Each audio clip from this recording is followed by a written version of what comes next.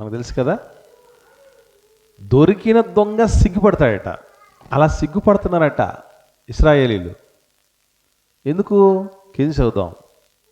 ఇశ్రాయేల్ వాళ్ళు ఏం చేస్తున్నారట? నీవు మా తండ్రివని మ్రానుతో, నీవే నన్ను పుట్టించుతావని రాతితో చెప్పుచు, వారును వారి రాజులు, వారి అధిపతులు, వారి యాజకులు, వారి ప్రవక్తలు అవమానము నొందుదురు. ఎంతమంది వచ్చారు చూడండి. అంటే ఇశ్రాయేలు సమాజములో మిగతా జాతి వాళ్ళతో పోలిస్తే ఇశ్రాయేల్కి బాగా తెలుసు దేవుడి గురించి. ఇశ్రాయేల్ అందరితో పోల్చినప్పుడు దేవుడి గురించి బాగా ఎవరికి తెలియాలి? ఇదిగో యాజకులకు తెలియాలి, ప్రవక్తలకు తెలియాలి. కానీ వీళ్ళందరూ కలిపి మూకుమ్మడిగా ఎవరిని నువ్వు మా తండ్రివని అంటున్నారట? మ్రానుతో అంటున్నారట. నువ్వే మమ్మల్ని సృష్టించావు అని రాతితో అంటున్నారట. తర్వాత ఏం జరిగింది? కింది చూద్దాం.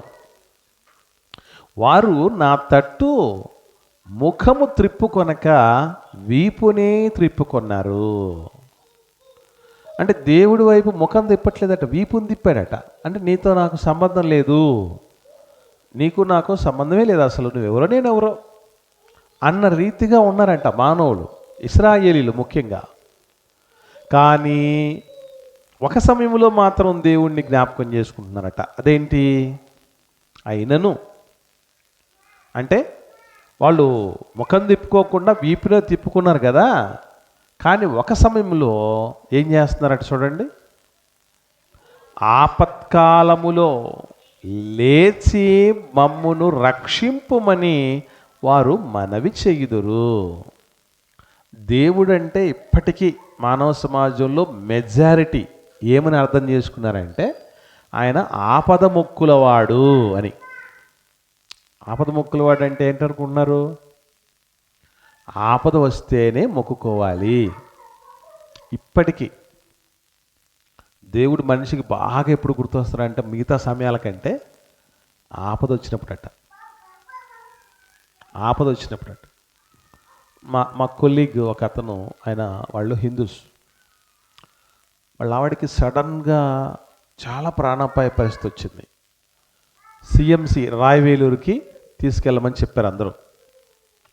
ఇక్కడక్కడ అయ్యేటటువంటి పరిస్థితి లేదు, వేలూరుకి తీసుకెళ్ళండి అని చెప్పారు. అక్కడికి వెళ్ళిన తర్వాత కూడా డాక్టర్లు ఒకటే మాట చెప్పారట. బయట అంటే అది క్రిస్టియన్ మెడికల్ కాలేజ్, సిఎంసి అంటే అదే, సిఎంసి అంటే క్రిస్టియన్ మెడికల్ కాలేజ్ అని.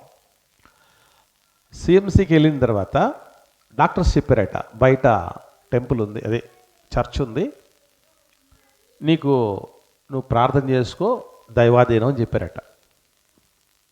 సార్ మాకు తెలియదు సార్, ప్రేయర్ చేసుకోవటం మాకు తెలియదు ఇదంతా. అంటే నువ్వు ఏ విధంగా దేవుడికి చెప్పుకున్నా ఆయనకు అర్థమవుద్ది, వెళ్ళి నువ్వు చెప్పుకో, నీ మొర ఆయన పెట్టుకో, బతికితే బతకొచ్చు, లేకపోతే మనం ఏం చేయలేము, మనం ప్రయత్నం మనం చేస్తాం అని చెప్తే వాళ్ళు మొక్కున్నారట.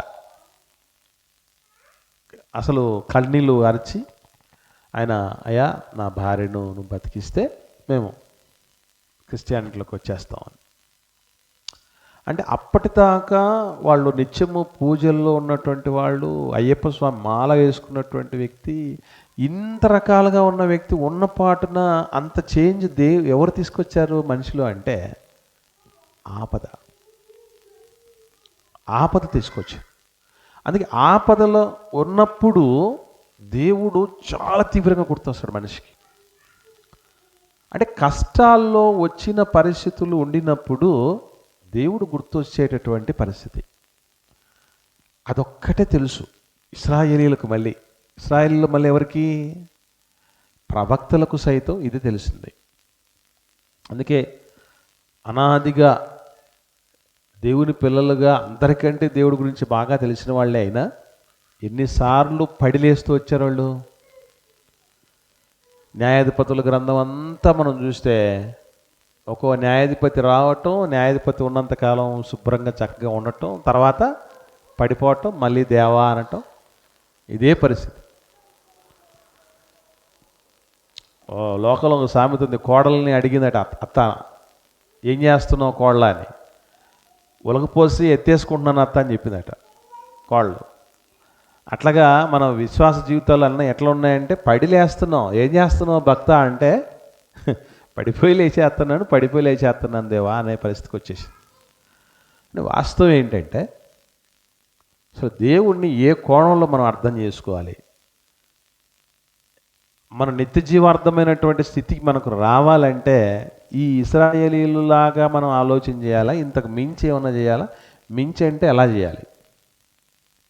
ఇశ్రాయేలు సమాజంలోనే కొన్ని ప్రత్యేకమైనటువంటి క్యారెక్టర్స్ ఉన్నాయి దేవుని ప్రజల్లోనే. వాళ్ళు ఎలాంటి వాళ్ళు అంటే అసలు భక్తి అంటే దేవుడు అంటే పిచ్చి అంటే ఇట్లా ఉండాలనిపించినట్టుగా ఉంటారు వాళ్ళు. ఏంటి కొన్ని సందర్భాలు మనం చూద్దాం అండి. సమూయేలు 2వ గ్రంథం చూద్దాం, 24వ అధ్యాయము 1వ వచనం నుండి.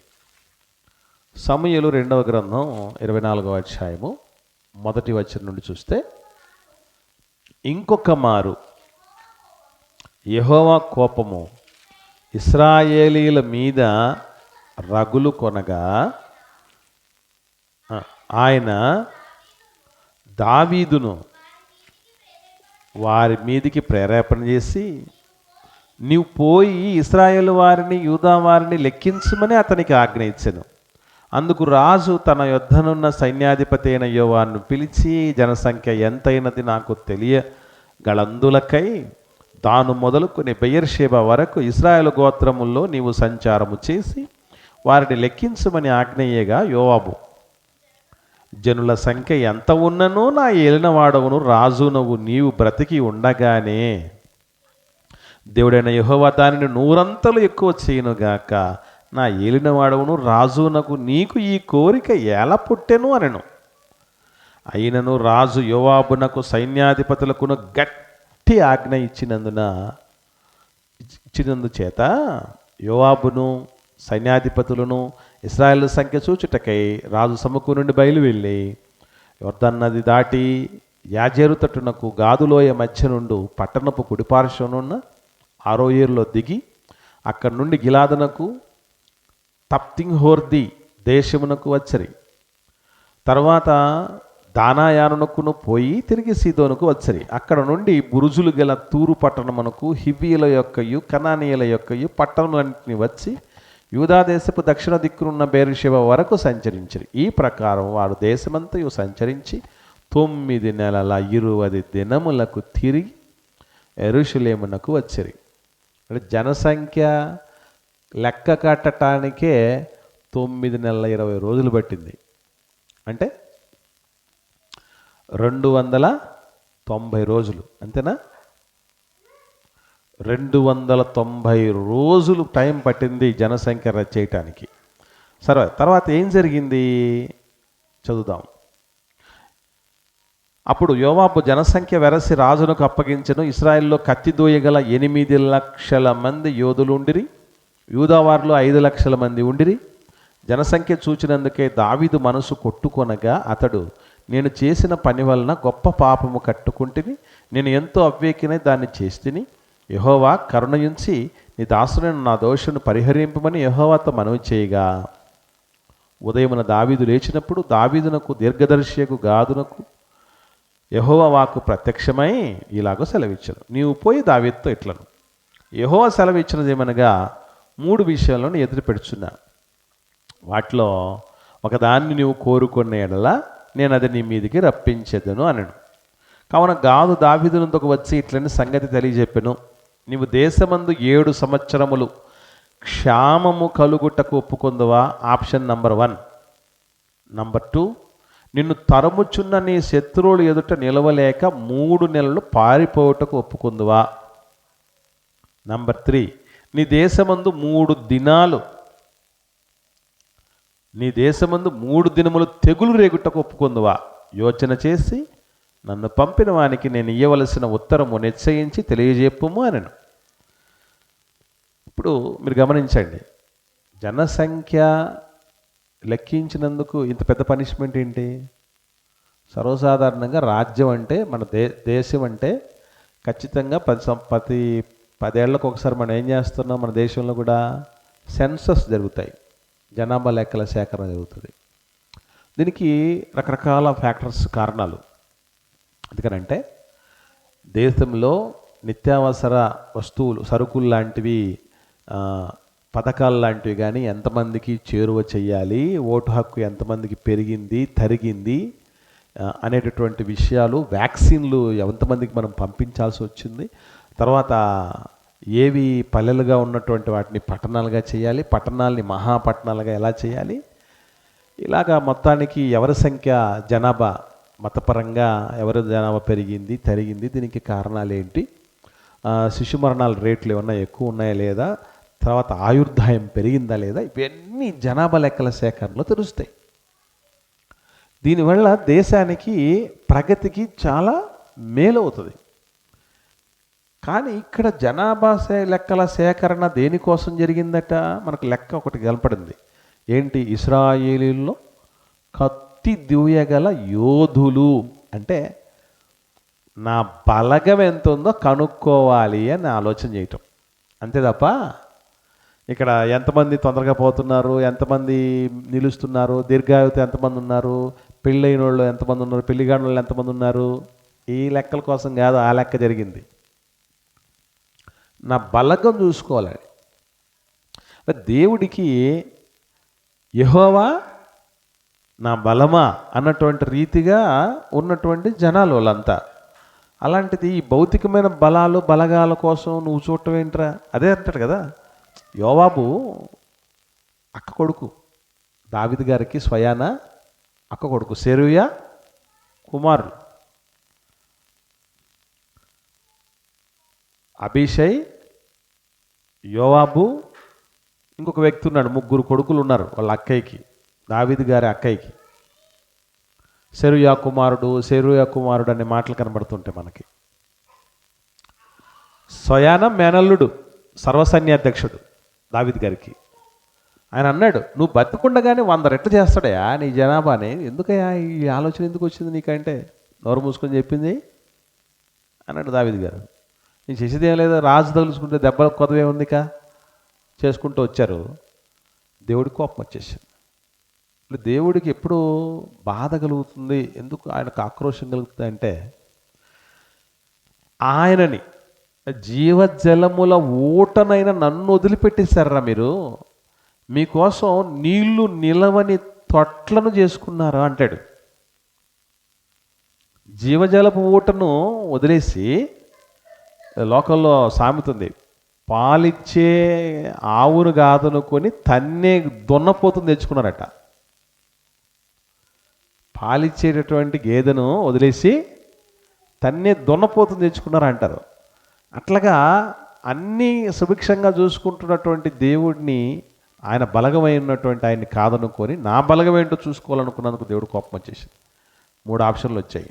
ఒకటి, ఆప్షన్ నెంబర్ 1 ఏంటండి, 7 సంవత్సరాలు క్షామం. క్షామం అంటే ఏంటి? క్షామము అంటే కరువు అని అర్థం. క్షామము అంటే కరువు. ఎన్ని సంవత్సరాలు? 7 సంవత్సరాలు. ఒకటి. రెండోది ఏంటి? 3 నెలలు నీ శత్రువు నిన్ను తరుముతూ ఉంటే నువ్వు పారిపోయి దాక్కోవాలి. 3 ఆప్షన్ ఏంటి? 3 రోజులు తెగులు. ఏది కావాలి అని అంటే, ఇదేమన్నా మంచి ఆప్షన్లు అనుకుంటున్నారు ఇవన్నీ? అసలు 7 ఏళ్ళు కరువు వస్తుందంటే ఏమైపోతుంది పరిస్థితి?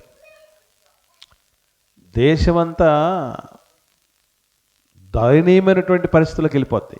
అంటే సంపూర్ణమైన కరువు అని అర్థం.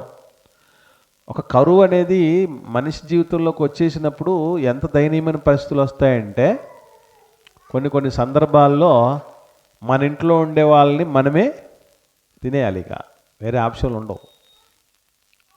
అంతవరకు వెళ్ళిపోతుంది. కరువు అంటే అంత ప్రమాదకరమైంది. అది కావాలా? లేదా శత్రువు 3 నెలలు తరమటం. 3 నెలలు తరిమితే ఇంకెవడు ఉంటాడు? ఇక రాజే పోయాడు అనుకోండి, పారిపోయాడు అనుకోండి, ఇంక ప్రజల సంగతి ఏంటి?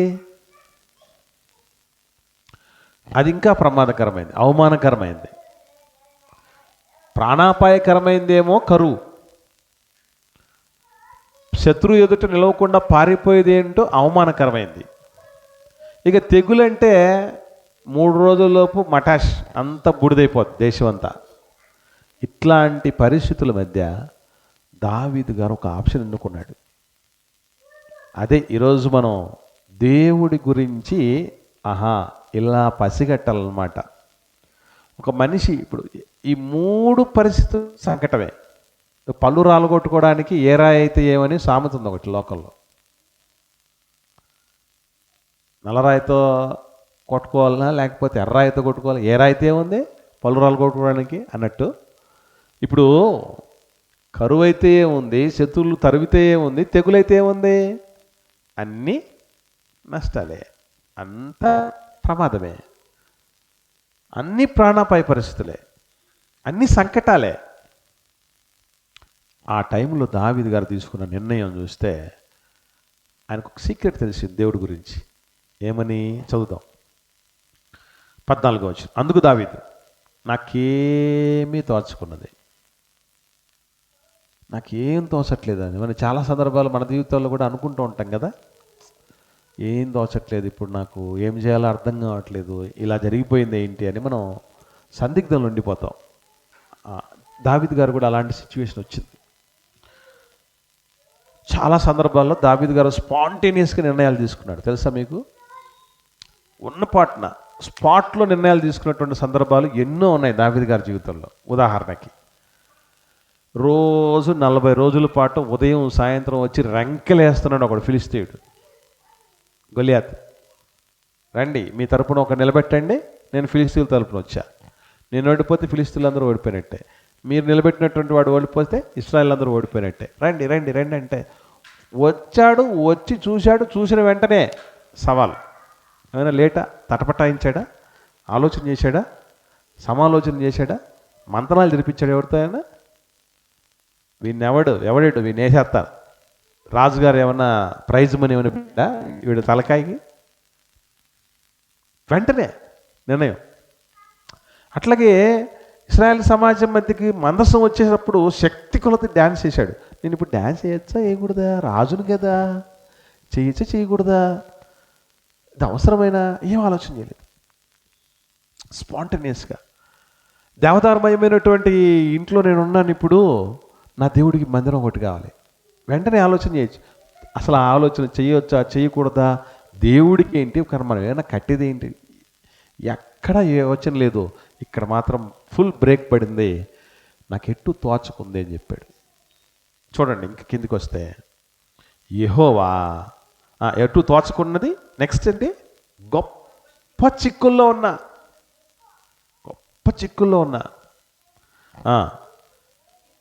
యెహోవా బహువాత్సల్యత గలవాడు గనుక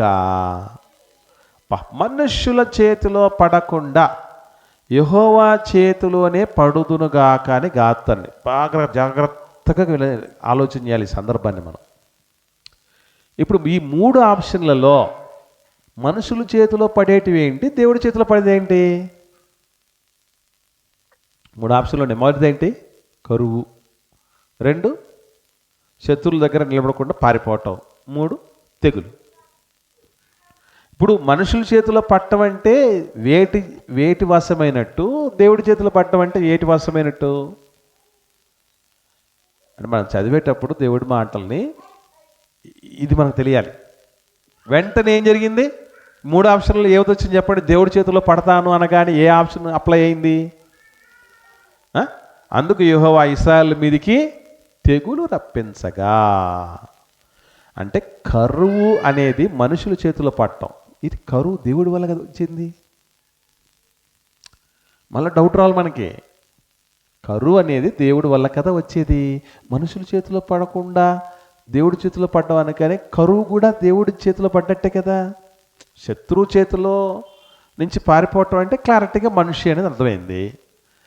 కరువు కూడా మనుషుల చేతిలో పడినట్టు వాటి జాబితాలో ఉన్నట్టు చెప్తున్నాడు ఇక్కడ. దీన్ని మనం అట్లా అర్థం చేసుకోవాలంటారు. అంటే కరువు వస్తే దేహీ అని ఎక్కడ పోతాడు మనిషి? ఇంకొక మనిషి దగ్గరికి పోతాడు. చిన్న ఎగ్జాంపుల్ చెప్తే అర్థం కావటానికి. యోసేపు గారు జీవించిన కాలంలో లోకమంతా 7 సంవత్సరాలు కరువు వచ్చింది. కరువు రాగానే దేవుని ప్రజలు సైతం, అంటే అప్పుడు భక్త బృందం ఉండింది. ఎవరు? యోసేపు గారి యొక్క నాన్నగారు ఉన్నారు, యాకోబు గారు ఉన్నారు, యోసేపు గారు అన్నయ్యలు ఉన్నారు, యోసేపు గారు తమ్ముళ్ళు ఉన్నారు. ఇంతమంది ఉంటే వీళ్ళు కూడా ఎక్కడ గురించి ఆలోచన చేశారో చెప్పండి? ఐగుప్తులో ఆహారం ఉంది అని తెలుసుకొని ఐగుప్తుకు పోవాలని చూశారట.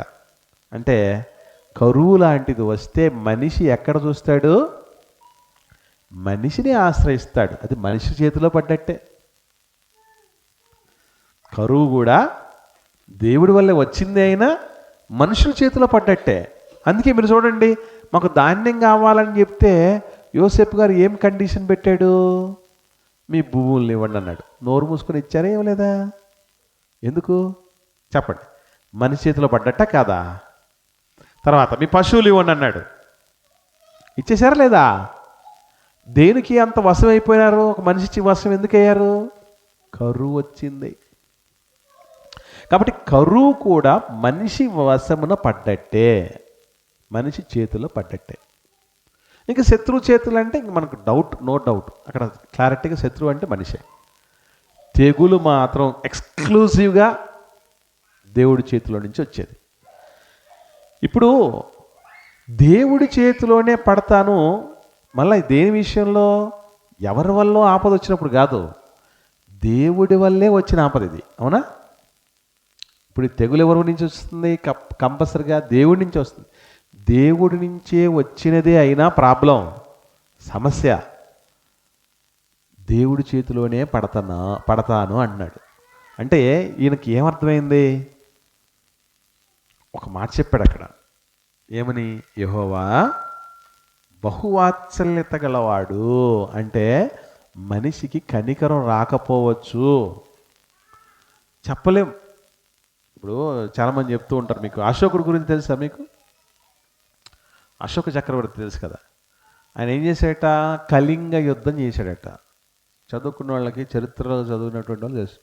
కళింగ యుద్ధం చేస్తే యుద్ధంలో ఎంతోమంది ఆ చచ్చిపోయిన వాళ్ళు రక్తపు టేరులు పారించటం, అవయవాలన్నీ తెగి పడిపోయిన వాళ్ళు, వాళ్ళ ఆక్రందనలను చూసి అశోకుడు ఏమైపోయాడట?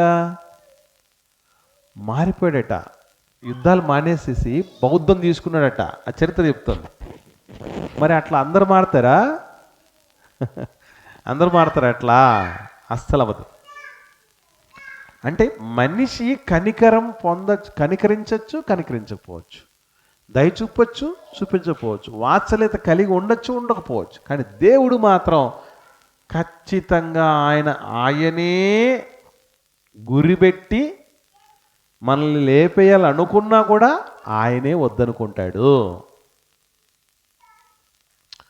అప్పుడప్పుడు మనం తప్పు చేసినప్పుడు మనల్ని కస్తీరా కొడతారు అనుకోండి అమ్మ నాన్నలు. మళ్ళీ ఏం చేస్తారు? మళ్ళీ ఏం చేస్తారంటే వాళ్ళే చేత తీసుకుంటారు. వాళ్ళే వాతలు పెట్టినట్టు వచ్చి కొట్టిన తర్వాత కూడా వెన్న రాసేదోళ్ళే.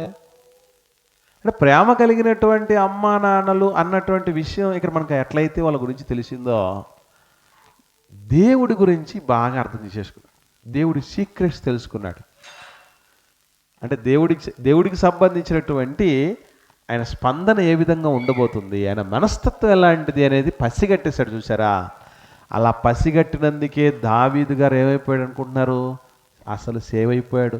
ఆయన సేవ్ అయిపోవడాన్ని బట్టి ఆయనలో నుంచి తర్వాత తరాలన్నీ వచ్చాయి. వాళ్ళలో నుంచి దావీదు వేరు చిగురు, లోకరక్షకుడు యేసుప్రభుల వారు వాళ్ళ నుంచి రావటం జరిగింది. అంటే ఒక డెసిషన్ ఏ రూపంలో వెళ్ళాలి, ఏ దారికి వెళ్ళాలి, ఏ నిర్ణయం తీసుకోవాలి అనేది మనకు తేడా జరిగింటే, అప్పుడు కరువే రాని అనుకొని ఉంటే, లేదా శత్రువు చేతుల్లోని పడతాననుకొని ఉంటే, మనుషుల చేతిలో పడతాననుకుంటే ఏమైపోయేది? దేవుడి చేతిలో పడాలనుకున్నాడు. తర్వాత ఏం జరిగింది అనుకుంటున్నారు?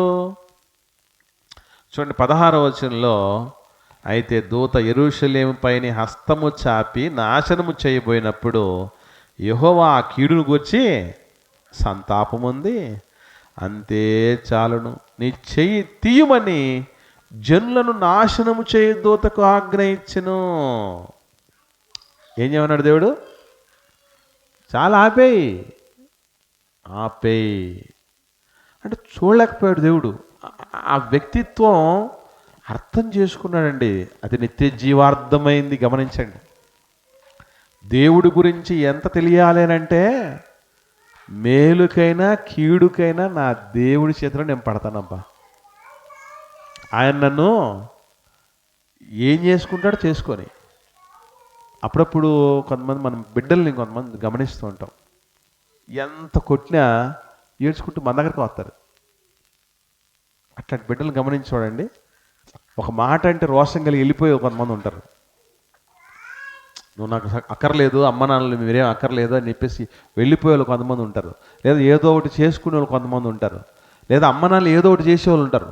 అట్లా కాకుండా ఎంత కొట్టు, నువ్వు పో అని తోసిపడాయి, మళ్ళీ వాళ్ళు మన దగ్గరికి వచ్చారనుకోండి, మనం ఏం చేస్తాం? అంతగా తోసేసిన వాళ్ళం, అంత వద్దనుకున్న వాళ్ళం, మళ్ళీ వాళ్ళు మన దగ్గరికి వచ్చేస్తున్నారు అనుకోండి, నోరు మూసుకొని యాక్సెప్ట్ చేస్తాం. అంటే మనకు ఏమర్థమైంది? మనం ఎంత కాదనుకున్నా మనమే కావాలనుకుంటే మన మనసే మార్చుకుంటాం. దేవుడు కూడా, నాయన నువ్వేం చేస్తావు, నీ దగ్గరకు వచ్చేసాను, నువ్వు ముంచుతావా తేలుస్తావా, చేసుకో, ఏం చేసుకుంటావు, నేను నమ్మేసి వచ్చేసాను నేను, అయిపోయింది నా జీవితం, నువ్వేం చేసుకుంటావు చేసుకో. ఆ తత్వం బోధపడితే దేవుడికి ఉన్న గొప్ప మనసు, దొడ్డ మనసు ఎలాంటిదంటే, ఆయన గురించి ఒక మాట రాయబడింది విలాప వాక్యంలో. చూద్దాం ఒకసారి. దేవుడు ఆయన గురించి అద్భుతమైనటువంటి మాట చెప్పడం జరుగుతుంది విలాప వాక్యంలో.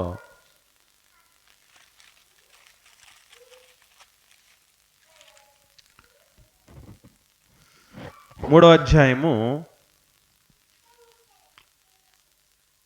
32, 33 వచనాలు చూద్దాం. విలాప వాక్యములు 3వ అధ్యాయము 32, 33 వచనాలు చూడండి. ఆయన బాధ పెట్టినను తన కృపా సమృద్ధిని బట్టి, బాధ పెట్టినోడే ఆయనే బాధ పెడతాడు. బాధ పెట్టినా కూడా తన కృపా సమృద్ధిని బట్టి ఏం చేస్తాడట దేవుడు? జాలి పడతాడు.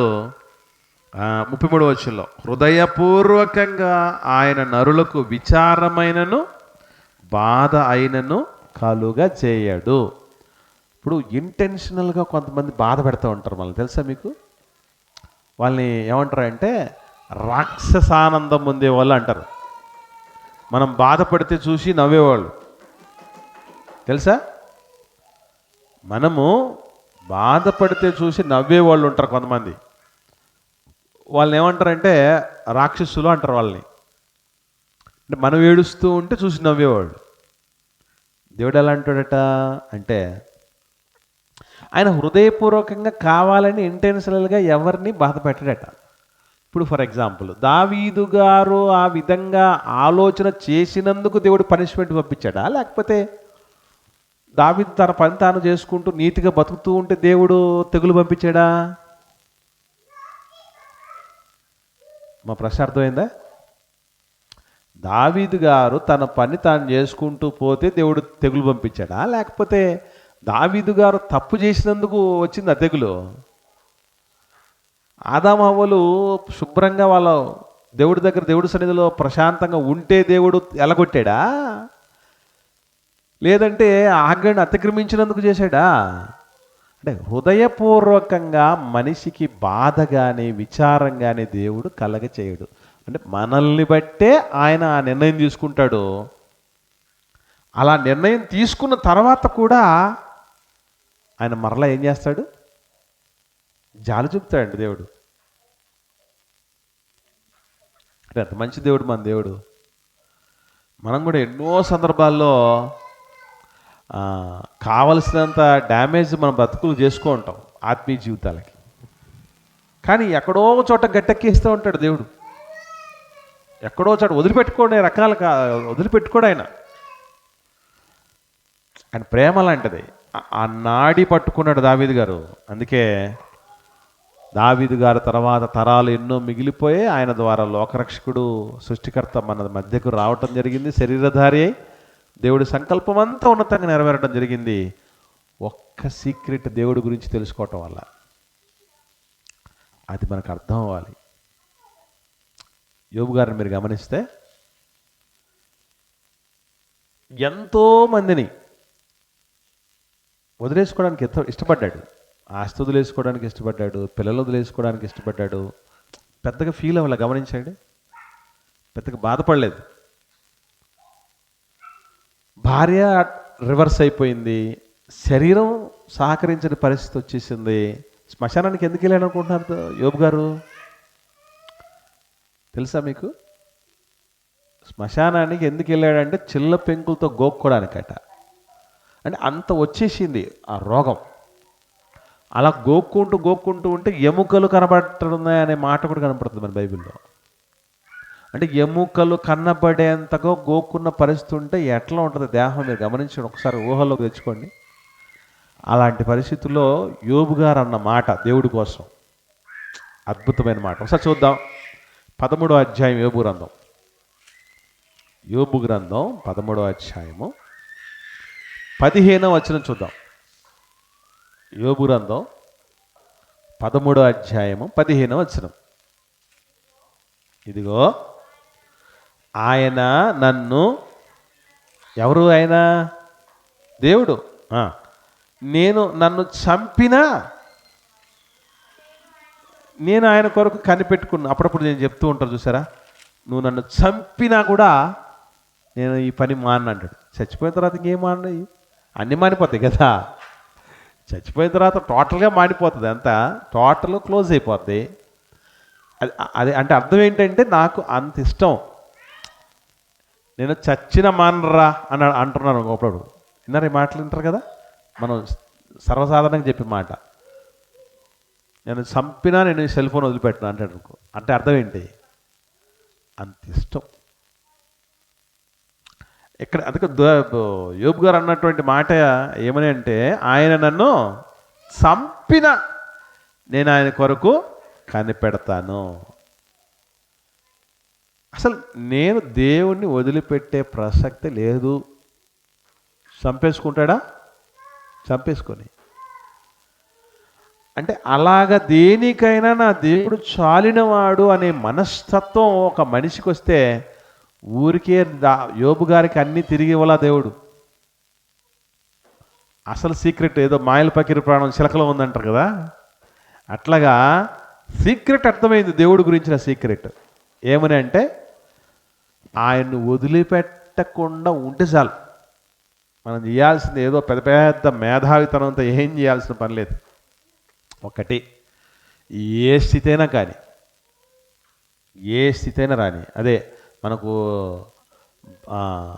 సాలలో పశువులు లేకపోయినా, దొడ్డిలో గొర్రెలు లేకపోయినా, నాకు పంట చేతికి రాకపోయినా, అంజూరలు పండకపోయినా నేను దేవుని వదిలిపెట్టను అంటాడు భక్తులు. మనం ఎన్నోసార్లు చదివినాం. కాబట్టి నేను నీ దగ్గరకు వస్తే వెనక్కి తిరిగిపోయేది లేదు. నువ్వు ఏ పరిస్థితినా తీసుకురా దేవుడా, నేను నిన్ను వదిలిపెట్టను. ఏం చేయగలవు మహా అంటే చంపేసుకున్నా నువ్వు వదిలిపెట్టలేదు. మొండితనం అంటారు. భక్తిలో ఏముండాలంటే మొండి భక్తి ఉండాలి. ఏ పరిస్థితి దేవుడి నుంచి మనల్ని దూరం చేయకూడదు, అది ఫిక్స్ అయిపోయింది. నన్ను చాలామంది ఏమన్నారంటే, చాలా తీవ్రంగా దేవుడి కోసం బతుకుతున్నటువంటి దినాలు, అప్పుడు నాకు పెళ్ళి కాలేదు. చాలామంది అన్న మాట ఏంటంటే, తాడు బొంగరం లేనోడు ఇప్పుడు రేపు పెళ్ళం వస్తే నీ జీవితంలోనికి నీకంటూ ఒక వెనకల బడ్డను పెడితే, భారం పడితే, పెట్టి తగులుకుంటే అప్పుడు అర్థం అవుద్ది నీకు అప్పుడు చూద్దాం నీ ఇంట్రెస్ట్ ఏమాత్రం ఉంటుందో దేవుళ్ళ. సర్లే అనుభవంతో పెద్దోళ్ళు చెప్పింటారు కదా. జీవితంలోనికి భార్య వచ్చింది. భార్య వచ్చినా కూడా ఈ భక్తి జీవితానికి ఎక్కడే కానీ ఇబ్బంది కదా. అందులో మరలా చిత్రం ఏంటంటే అసలు నేను బ్లైండ్గా దూకేశాను, అన్ని జనుల్లోని చేసుకున్నాను అమ్మాయిని. ఎంగేజ్మెంట్కి పూజ చేసి వచ్చి నా పక్కనకు వచ్చింది మావిడి. నేను అనుకున్నటువంటి విషయం ఏంటంటే మొత్తం తరతరాలు దేవుడి కోసం టర్ను చేసిన వాళ్ళు అవుతాం కదా అన్ని జనుల్లో నుంచి చేసుకుంటే. నా తర్వాత పిల్లలు, వాళ్ళ పిల్లలు, అందరూ తర్వాత పిల్లలు అందరూ కూడా ప్రభు కోసం నిలబడిన అంత టర్ను చేసిన వాడిని అవుతాను కదా ఇన్ని తరాలని అనే ఆలోచన ఉండేది నాకు అప్పుడు. అలాగని మిగతా వాళ్ళు పెళ్ళి కాని పిల్లలు అట్లా చేశారు. తెలియక అవిశ్వాసం ఏదో చేశాను కాబట్టి నేను కరుణించబడ్డానని పౌలు గారు అంటారు చూసారా. ఏదో తెలియక నేను పిల్ల మూర్ఖంతో అప్పుడు చేశాను కాబట్టి బతుకోపోరా అని చెప్పేసి ఈరోజు అనుకూలవతిని చేశాడు. అందరికీ అట్లా జరగదు. అది క్రీస్తునందే ప్రభునందే చేసుకోవాల్సినటువంటి పరిస్థితి. తర్వాత కొంతకాలానికి ఏమన్నారంటే పిల్లలు పుట్టని తర్వాత నీకు అర్థం అవుద్ది, తత్వం తెలిసిపోద్ది, దేవుళ్ళు నువ్వు ఇంత తీవ్రంగా ఉండలేవు, మమ్మల్ని పిలవటం కాదు నువ్వే రావు అని అన్నారు. ఒక బిడ్డ పుట్టింది, రెండో బిడ్డ పుట్టింది. ఇంకేం చెప్తారో. కానీ ఏమున్నా కూడా ఉద్యోగం వచ్చింది. ఉద్యోగం కొంతమంది మనం చూస్తూ ఉంటాం. ఉద్యోగం వచ్చిందంటే దేవుడికి దూరంగా అయిపోతారు. పెళ్ళైతే దేవుడికి దూరమైన వాళ్ళు ఎంతమంది చూడలేం మనం. పిల్లలు కలిగితే దేవుడికి దూరమైన వాళ్ళు లేరా? ఇప్పుడు ఇంట్లో కుటుంబ సభ్యుల్లో కొంతమంది చచ్చిపోయారు అనుకోండి, ఆ కారణాన్ని బట్టి కూడా దేవుణ్ణి వదిలేసిన వాళ్ళు ఉన్నారు. అసలు ఏ కారణాలు దేవుణ్ణి వదిలిపెట్టడానికి దోహదం పడే పరిస్థితులు ఉన్నాయో వేటిని ఎంటర్టైన్ చేయకూడదు. అంటే మన రిలేషన్షిప్ దేవుడితో ఎట్లా ఉండాలంటే పర్సనల్ రిలేషన్షిప్ అంటారు చూసారా, అది అన్కండిషనల్గా ఉండాలి. అంటే కండిషన్స్తో, పరిస్థితులతో సంబంధం లేనిదిగా ఉండాలి. ఇప్పుడు కొంతమంది భక్తి చేస్తారు. దేన్ని బట్టి చేస్తారు? మా ఆవిడ కోసం చేస్తా, మా ఆయన కోసం చేస్తా, మా నాన్న కోసం చేస్తా, మా అన్నయ్య కోసం చేస్తా. ఉన్నారు లేదా అంటుండు. మా అమ్మ నాన్నల కోసం చేస్తా, మా ఫ్రెండ్ కోసం భక్తి చేస్తా. ఇవి కాదు. మరి కొంతమంది ఉంటారు, నువ్వు బాగుంటే నేను భక్తిగా ఉంటా, నువ్వు బాగలేకపోతే నేను భక్తిగా ఉంటా. ఇట్లాంటి రోగగ్రస్తులు కొంతమంది ఉంటారు. ఉన్నారు లేదా? భర్త బాగుంటేనే భార్య దేవుడికి భక్తిలో ఉండడానికి, లేదా భార్య బాగుంటేనే భర్త బాగుండే పరిస్థితి, అమ్మ నాన్నలు బాగుంటేనే మేము బాగుంటాం అన్నటువంటి పరిస్థితి. అసలు వాళ్ళతో వీళ్ళతో సంబంధం లేకుండా ఏ పరిస్థితితో కూడా నిమిత్తం లేనటువంటి అటాచ్మెంట్ దేవుడితో ఉండాలి మనకి. అందుకే యోబు గారు ఎవరిని అందుబాటులో లేకపోయినా, ఎవరున్నా లేకున్నా ఏం బాధపడలేదు. ఈవెన్ యేసుప్రభుల వారు కూడా ఆయన సొంత తమ్ముళ్ళు అపార్థం చేసుకున్నారు కదా. శిష్యులందరూ వదిలిపెట్టి వెళ్ళిపోయిన వాళ్ళే. అసలు ఈ రాత్రి నా గురించి మీరు అనుమాన పడతారు, గొర్రెల కాపరుడు కొట్టుదును, గొర్రెలు చెదిరిపోతాయి అని రాయబడి ఉంది. అది నెరవేరుతుంది, నెరవేరిపోతుంది, మీరు అందరూ నన్ను వదిలిపెట్టిపోతారు అని అన్నాడు. ఏం బాధపడలేదు. ఎప్పుడు బాధపడ్డాడు ఆయన? నా దేవా, నా దేవా, నన్ను ఎందుకు వదిలిపెట్టావు అంటే దేవుడు వదిలిపెట్టినందుకు వచ్చింది ఆయనకు బాధ. వీళ్ళందరూ ఎవరైనా ఉన్ని రాని అప్పుడప్పుడు చెప్తూ ఉంటారు. మనకు ఇంటికి వచ్చిన కోడల గురించి చెప్తారు ఈ మాట. ఏమని? మధ్యలో వచ్చిందని. విన్నారా? మధ్యలో వచ్చింది మధ్యలోనే పోద్దని. విన్నారా? అసలు నిజంగా వాస్తవంగా చెప్పాలంటే మన జీవితంలోనికి దేవుడు తప్ప మిగతా వాళ్ళందరూ మధ్యలోంచి వచ్చిన వాళ్ళే. కాబట్టి వీళ్ళందరూ మధ్యలో వచ్చారు, మధ్యలో పోతారు. ఏ కండిషన్లు అయినా కావచ్చు. డబ్బా మధ్యలో వచ్చింది, హోదానా మధ్యలో వచ్చింది, పేరా ప్రఖ్యాతలా మధ్యలో వచ్చాయి. ఇవన్నీ వస్తాయి పోతాయి. శాశ్వతుడైన దేవుడే మన నివాస స్థలం. ఆయనతో మొదలైంది ఆయనతోనే అంతమైపోవాలి. ఆ సీక్రెట్ పట్టేసుకున్నామంటే దావీదు గారిలా గట్టున పడతాం. యోబు గారిలాగా ఎన్ని పరిస్థితులు, ఇట్లాంటి పరిస్థితులు ఎంతమంది జీవితంలోకి వస్తాయి అసలు? అది దేవుడు నన్ను చంపేస్తాను, నన్ను వదిలిపెట్టను, నేను వదిలే ప్రసక్తి లేదు దేవుడిని. అందుకే నేను కూడా మైండ్లో ఏ కండిషన్స్ వచ్చినా కూడా ఖాతరు చేసేది లేదనేది ప్రారంభం నుంచి నేను ఫిక్స్ అయిపోయింది. మా ఆవిడికి, మా అమ్మ నాన్నలకి, నా స్నేహితులకి, ఎంతమంది అయితే నా చుట్టూ ఉన్న వాళ్ళందరికీ ఒక్కటే అర్థమయ్యేటట్టు చేసిన నేను ఏంటంటే, వాడు దేవుడి విషయం దగ్గరికి వస్తే అక్కడ రాజీ పడ్డు, అది కుదరదు, మనం ఏం చేయలేం, వాడు మొండోడు. దేవుడి విషయంలో మొండితనం ఉండాలి మనకి. ఎక్కడ వదిలేసినా పట్టు విడుపులున్నా ఆయన దగ్గరకు వచ్చేసరికే అస్సలు రాజీని పడవు. అది మనం గుర్తుపెట్టుకోవాలి. మనకు తెలుసు రూతమ్మ తల్లి అసలు అన్ని జనరాలైనా ఆమె నీ దేవుడి ప్రజలతో ఉంటాను అనే ఆ డెసిషన్ తీసుకున్నందుకే ఆమె లైఫ్ టర్న్ ఎక్కడైంది. నువ్వు దేవుడు దేవుడు భక్తి భక్తి అంటూ ఉంటావు అత్తయ్య, నీ భర్తను కాపాడగలిగాడా? నువ్వు నమ్మిన దేవుడు మా భర్తలను కాపాడగలిగాడా? అసలు సర్వసాధారణంగా వస్తాయి లేదా అలాంటి డౌట్లు? నీ భర్త పోయాడంటే నువ్వేదో ముసలిదాని అయితే అనుకోవచ్చు, మేము వయసులో ఉన్నాం కదా, మా భర్తలు కూడా తీసుకెళ్ళిపోవటం ఏంటి? ఇప్పటికీ దేవుడి మీద కోపంలో కొంతమంది ఉంటారు, ఎందుకంటే మా నాన్నని తీసుకెళ్ళిపోయాడు దేవుడు అంటారు లేదా, మా అమ్మని తీసుకెళ్ళిపోయాడు, చిన్నప్పుడే తీసుకెళ్ళిపోయారు, మా తాతయ్యని తీసుకెళ్ళిపోయారు, మా మామయ్యని తీసుకెళ్ళిపోయారు, మా ఆవిడ్ని తీసుకెళ్ళిపోయాడు దేవుడు. ఇది ఉంటుంది. కానీ అటువంటి ఆలోచన ఏమి రాకుండా నీ దేవుడి జనం, దేవుడున్న ప్రజల దగ్గరికి నేను ఉండిపోతాను ఏమైనా కానీ. నాగటి మీద చేయి వేసి వెనక తిరిగినటువంటి జీవితం అది. అందుకనే ఇశ్రాయేలీల దేవుడైన యెహోవా రెక్కల క్రింద సురక్షితంగా ఉండడానికి నువ్వు వచ్చేసావమ్మా, ఆయన నీకు శ్రేష్టమైన బహుమానం ఇస్తాడు అన్నాడు. అనుకున్నట్టుగానే ఆమె జీవితం మారిపోయింది. కాబట్టి మాడగొట్టుకుంటామా, మారిపోయేటట్టు చేసుకుంటామా, భవిష్యత్తు అనేది మన చేతిలో ఉంది. మాడిపోవడానికి సిద్ధమా, మారిపోవడానికి సిద్ధమా అనేది మన చేతుల్లో ఉంది. కాబట్టి ఏ కండిషన్స్తో సంబంధం లేకుండా దేనికైనా సరే దేవుడు నీ చేతిలోకి వచ్చా, ఏం చేస్తావు జీ? ఆ సీక్రెట్ పట్టేస్తే అంతా హ్యాపీగా ఉంటుంది ఏమండి.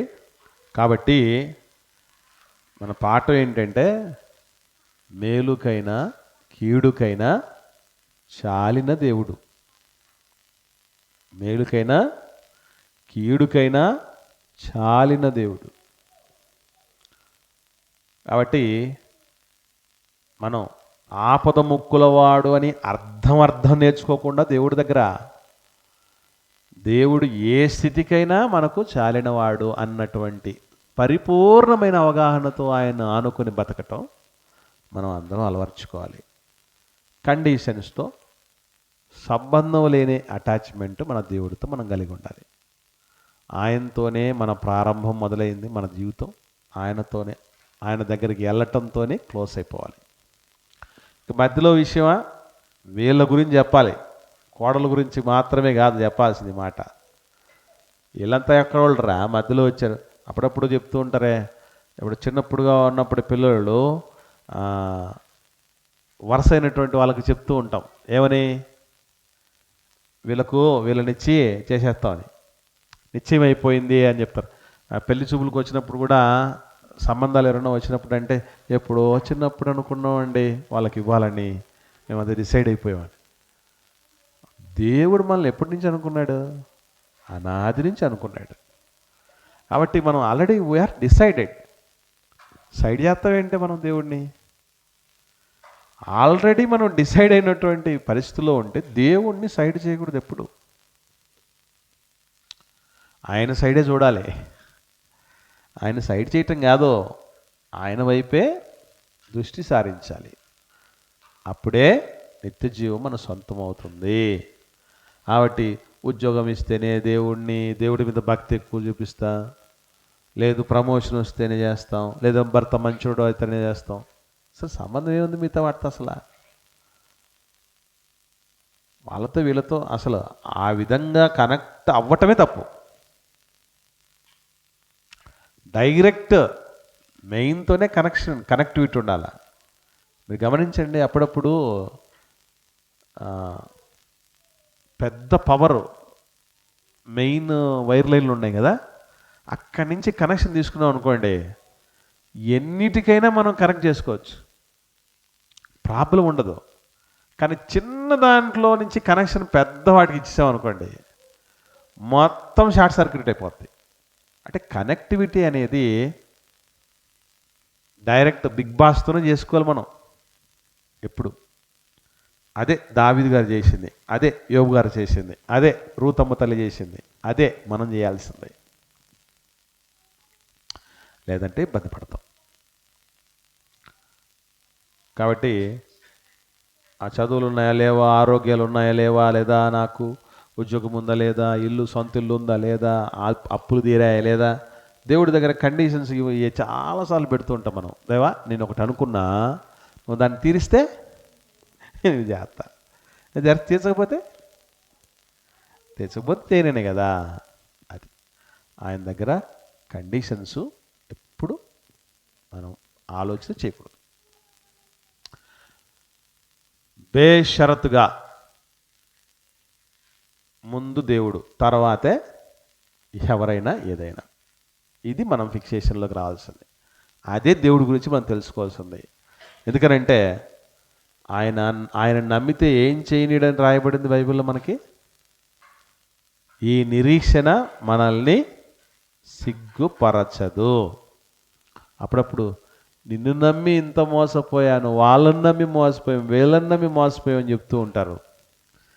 అట్టటి వాళ్ళందరికీ కొందరు మాట చెప్తారు, భూమిని నమ్ముకోరా బాగుపడతావని. విన్నారా? భూమిని నమ్మితేనే బాగుపడితే భూమిని కలగజేసినటువంటి సృష్టికర్తను నమ్మితే ఎవడు చెడిపోతాడు చెప్పండి? మనకు ఆయన గురించి రుచి తెలియక, హైదరాబాద్ బిర్యానీ మనకు టేస్ట్ తెలుసు, బావర్చి బిర్యానీ ఫస్ట్ టైం మాకు టేస్ట్ చేయించింది పాలన్న. అప్పటి వరకు విన్నామే తప్ప తినలే. తిన్న తర్వాత నిజమే, టేస్ట్ చేయాలి దేవుడిని. అప్పుడు ఏమవుతాం? ఎవడో చెప్పకుండానే ఫలానా చోట బాగుంటుందని ఛాయ్ కూడా, ఈవెన్ చిన్న చిన్న వాటిని కూడా ఏం చేస్తాం? ఎక్కడైతే బాగుందో అక్కడికి మనం ఎవరు చెప్పకుండానే, పబ్లిసిటీ లేకుండా వెళ్ళిపోతాం. అలా టేస్ట్ చేయాలి దేవుడిని. బాగా టేస్ట్ చేశాడు దావీదు గారు. పాట పాడతాం మనం, రుచి చూచి ఎరిగి తిని యెహోవా ఉత్తముడని. పాట కాకుండా జీవితంలో మనం టేస్ట్ చేయగలిగితే దేవుడిని, ఎవరున్నా లేకున్నా మన దేవుడు అంటే చాలు అనే పరిస్థితుల్లో మనం వెళ్తాం. ఓకేనా? ఇది ఈరోజు మన పాఠం. అద్వితీయ సత్యదేవుణ్ణి ఎరిగితే నిత్యజీవం అంటే ఏమని ఎరగాలి? దేవా నువ్వు దేనికైనా నాకు చాలిన దేవుడు అని ఎరగాలి. బహువాత్సల్యత కలిగిన వాడు అని మనం ఎరగాలి. ఆయన బాధ పెట్టినా కృప చూపించేవాడని ఎరగాలి. హృదయపూర్వకంగా ఎవరికి బాధైనా వేదనైనా కలగజేసేవాడు కాదు అని ఎరగాలి. ఆయన గాయము చేసి గాయము కట్టు దేవుడని ఎరగాలి. అప్పుడే మనకు ఇహములోను పరములోను సాఫల్యం పొందుతాం. ఓకేనా? ప్రార్థన చేద్దాం. కృప కలిగిన మా కన్న తండ్రి దేవా, మరోసారి మీ పరిశుద్ధమైన నామానికి స్తోత్రములు నాయన. మమ్మల్ని అందరినీ ఉన్నతంగా ప్రేమించి అద్వితీయ సత్యదేవుడవైన నీ గురించి ఈ ఎరుగుట నిత్య జీవమని మీ కుమారుడైన యేసుక్రీస్తు ప్రభుల వారి నోట నుండి జాలువారిన అమృత గుళిక. నాయన మీ గురించి ఏం తెలియాలి? మనుషుల చేతిలో పడుట కంటే మీ చేతిలో పడాలి. అది మీ చేత నలగగొట్టబడటానికైనా, నామరూపాలు లేకుండా పోవటానికైనా, తండ్రి హెచ్చించబడటానికైనా తగ్గించబడటానికైనా, మేలుకైనా కీడుకైనా మీరే మాకు చాలిన దేవుడు అని మీ దగ్గరికి వస్తే నాయన, మీరు మాకు ఎట్టి పరిస్థితుల్లోనూ సిగ్గుకరమైన పరిస్థితిని తీసుకురారని భక్తుల, పరమభక్తుల జీవితాలను మా ముందు పెట్టి గొప్ప సాక్షి సమూహంగా వారి అడుగుజాడలో నడుచుట కొరకు మాకు చూపిన దిశానిర్దేశమును బట్టి స్తోత్రములు నాయన. మా ప్రభు అయిన క్రీస్తుల వారి జీవితాన్ని కూడా చూసినప్పుడు నాయన, ఎందరో ప్రభు చేత స్వస్థత నొందినటువంటి వారు, మరణించినా తిరిగి లేపబడినటువంటి వారు, నిత్యము ప్రభుతో ఉండి ఎన్నో పరలోక సంబంధమైనటువంటి శ్రేష్టమైన వరములు రుచి చూసిన అపోస్తలులు, తోబుట్టువులు ఎందరో అపార్థం చేసుకున్న ఆయన దూరముగా వెళ్ళిపోయినా ఆయన బాధపడలేదు. మీరు కొద్ది సమయం వదిలిపెడితేనే విలవిల్లాడిపోయాడు. మీతో అట్టి అనుబంధాన్ని కలిగి ఉండటే మా జీవితాల్లో గొప్ప భాగ్యమని నాయన.